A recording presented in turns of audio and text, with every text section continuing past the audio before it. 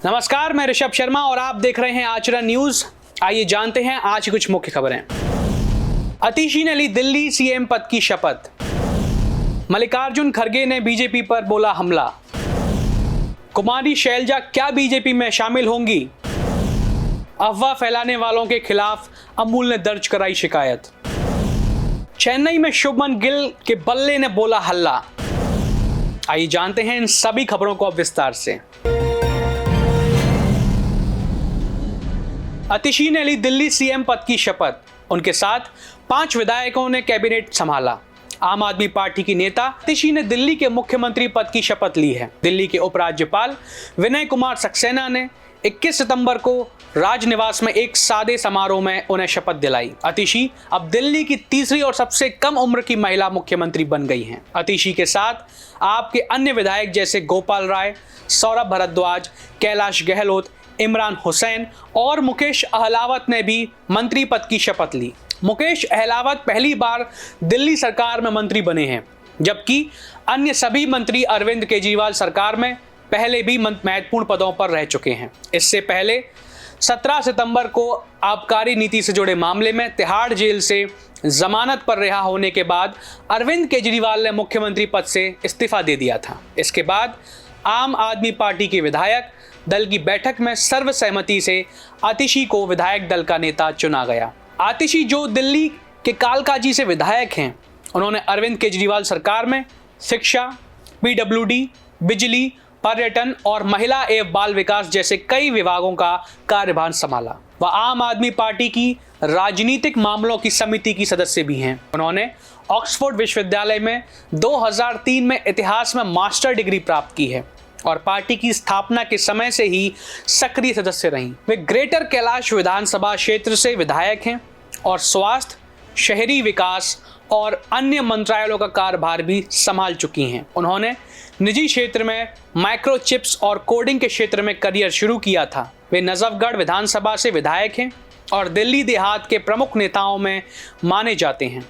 उन्होंने परिवहन और सूचना प्रौद्योगिकी जैसे महत्वपूर्ण विभागों की जिम्मेदारी संभाली है। उनके साथ ही दिल्ली प्रभारी गोपाल राय अनुभवी नेता हैं और उन्होंने पर्यावरण तथा अन्य मंत्रालयों का कार्यभार भी संभाला है। वे अन्ना आंदोलन से जुड़े रहे हैं। बल्ली मारान विधानसभा से विधायक इमरान 2 बार के विधायक हैं और खाद्य एवं नागरिक आपूर्ति मंत्री रह चुके हैं। दलित नेता मुकेश पहली बार विधायक बने हैं और सुल्तानपुर माजरा क्षेत्र से प्रतिनिधित्व कर रहे हैं। उन्होंने 2020 में आप से टिकट लिया था और इस तरह वे अतिशी की कैबिनेट में एक नया चेहरा हैं। मल्लिकार्जुन खड़गे ने बीजेपी पर बोला हमला। अमित शाह झूठ बोलने में नंबर 1। कांग्रेस अध्यक्ष मल्लिकार्जुन खड़गे आज जम्मू में हैं, जहां पर वो जम्मू कश्मीर के पूर्व उप मुख्यमंत्री और पार्टी उम्मीदवार ताराचंद के लिए प्रचार करने आए। इस दौरान उन्होंने प्रेस कॉन्फ्रेंस में बीजेपी और गृह मंत्री अमित शाह पर निशाना साधा। उन्होंने कहा, बीजेपी हमेशा से झूठ बोलती आ रही है और वह सिलसिला अभी भी जारी है। उन्होंने जम्मू कश्मीर के लिए 7 गारंटी का ऐलान किया है। जम्मू कश्मीर को राज्य का दर्जा दिलाना हमारी पहली गारंटी है, जिसके लिए हम पूरी कोशिश करेंगे। कांग्रेस अध्यक्ष ने यह भी कहा कि लोकसभा चुनाव के दौरान हमने जाति जनगणना का जो वादा किया था, हम यहां पर जाति जनगणना कराएंगे। यहां पर भी जो ओबीसी का जो हक है उसे दिया जाएगा। लोगों के कल्याण के लिए जरूरी है। जब हमको सही डाटा और आंकड़े मिलेंगे तो हम लोगों को नई योजनाएं का सही लाभ देंगे। बीजेपी पर निशाना साधते हुए उन्होंने कहा, कुछ लोग कहते हैं कि हम जाति के नाम पर देश तोड़ना चाहते हैं। इस पर भाजपा के लोग झूठ बोलते हैं और झूठा प्रचार करते हैं। झूठा प्रचार करने में हमारे गृह मंत्री सबसे आगे हैं। वो पहले झूठ बोलते हैं और फिर कहते हैं कि वो जुमला था।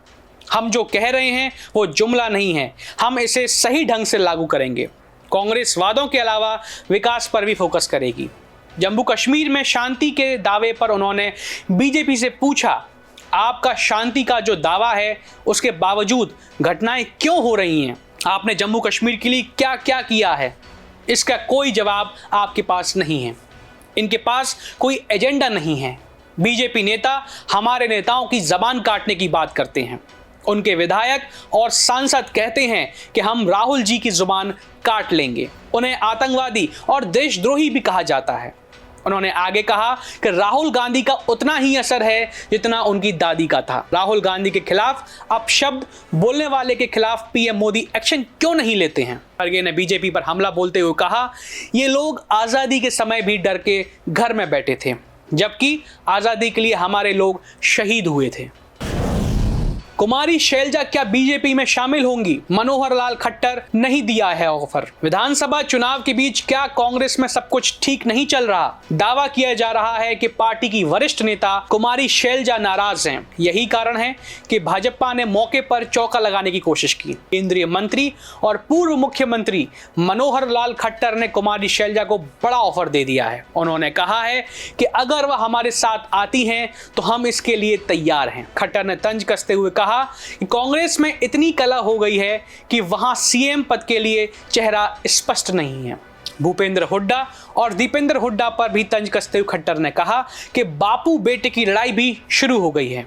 बापू कहता है मैं बनूंगा, बेटा कहता है मैं बनूंगा। यह पूछे जाने पर कि क्या कांग्रेस सांसद कुमारी शैलजा और रणदीप सिंह सुरजेवाला बीजेपी में शामिल होंगे, केंद्रीय मंत्री मनोहर लाल खट्टर ने इस पर कहा कि यह संभावनाओं की दुनिया है और संभावनाओं से इनकार नहीं किया जा सकता। सही समय आने पर तुम्हें सब पता लग चल जाएगा। बीजेपी ने 5 अक्टूबर को होने वाले हरियाणा विधानसभा चुनाव के लिए बृहस्पतिवार को पार्टी का घोषणा पत्र जारी किया, जिसमें महिलाओं को 2100 रुपए मासिक सहायता प्रदान करने, युवाओं के लिए 2 लाख नौकरियां और राज्य के अग्निवीरों को सरकारी नौकरियां देने का वादा किया। हरियाणा में अगले महीने होने वाले चुनावों के बाद लगातार तीसरी बार सत्ता में आने की कोशिश कर रही सत्तारूढ़ भाजपा ने न्यूनतम समर्थन मूल्य एमएसपी पर 24 फसलों की खरीद का भी वादा किया है।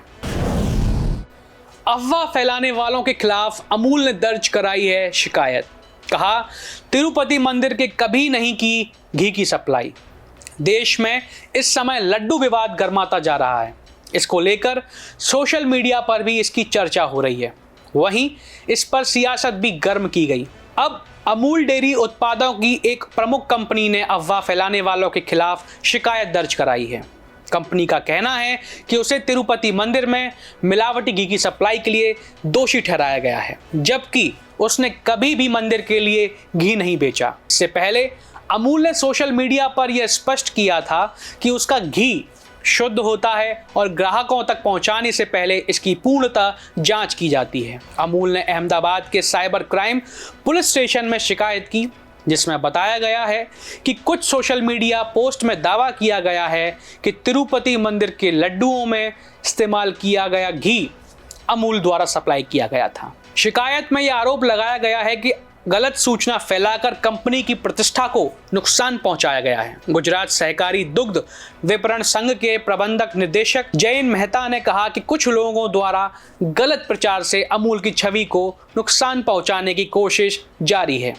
उन्होंने स्पष्ट किया कि अमूल ने तिरुपति देवस्थानम को कभी घी सप्लाई नहीं किया। मेहता ने यह भी कहा, अमूल का स्वामित्व 3.6 मिलियन किसान परिवारों के पास है और गलत सूचना उनकी आजीविका को गंभीर रूप से प्रभावित कर सकता है, इसलिए कानूनी कार्रवाई की गई है। चेन्नई में शुभमन गिल के बल्ले ने बोला हल्ला, जड़ा धमाकेदार शतक, तोड़ा विराट, बाबर और रूट का रिकॉर्ड।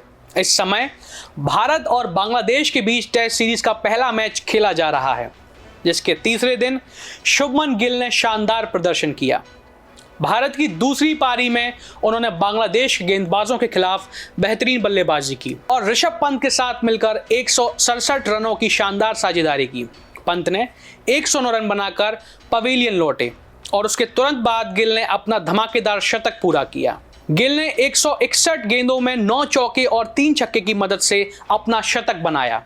बता दें कि यह गिल के टेस्ट करियर का 5वां शतक है और 2024 में उनका 3रा टेस्ट शतक है।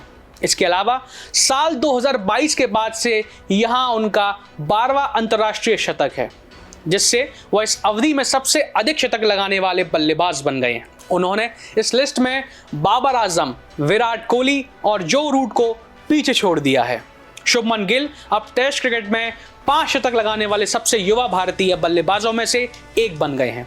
उन्होंने यह उपलब्धि 25 साल और 13 दिन की उम्र में हासिल की, जिससे उन्होंने विराट कोहली का रिकॉर्ड भी तोड़ डाला। कोहली ने अपना 5वां टेस्ट शतक 25 साल और 43 दिन की उम्र में बनाया था। इस तरह गिल ने न केवल अपनी बल्लेबाजी से टीम को मजबूत स्थिति में पहुंचाया, बल्कि कई रिकॉर्ड भी अपने नाम किए, जो उनकी बढ़ती प्रतिभा और भविष्य के लिए संकेत देते हैं। उनकी ये शानदार पारी भारतीय क्रिकेट के लिए नई उम्मीद जगा रही है। देश दुनिया की सभी खबरें देखने के लिए जुड़े रहिए आचरण न्यूज से। आचरण न्यूज, हर कदम आपके साथ।